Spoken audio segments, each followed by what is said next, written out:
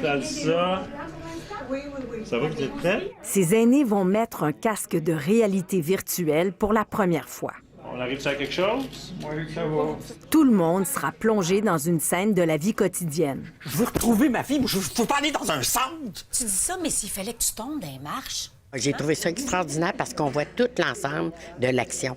Puis je trouve ça indiscret un peu, mais quand même, on est là dans la chambre. J'ai déjà averti ton propriétaire que tu revenais pas.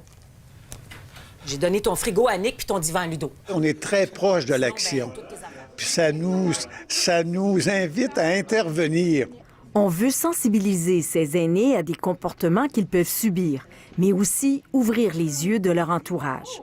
L'agisme, là, c'est tellement subtil que beaucoup de gens le font. Il y a tout ce qu'il faut pour toi là-bas.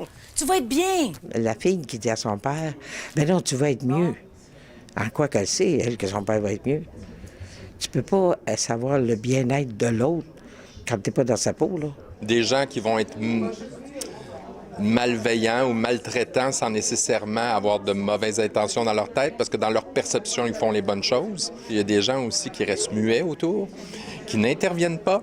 On a bâti 3 scénarios qui étaient le plus collés possible à la réalité des personnes âgées. Donc, on voulait qu'elles se reconnaissent. Écoute-tu quand je parle? Les microbes, reviens dehors. Tu trouves pas que t'exagères un peu? Je trouve que son attitude est négative par rapport à la réalité.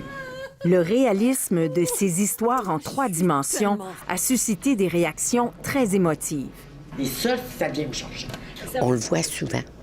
Malheureusement, ça se passe dans tous les milieux. Comme personne âgée, on a peur qu'ils nous oublient, on a peur qu'ils décident pour nous autres. Vous avez un peu le vertige, est-ce que les autres, ça a bien été? Une des forces qu'on a avec la réalité virtuelle, c'est qu'on peut se déplacer facilement, aller animer dans toutes sortes de lieux.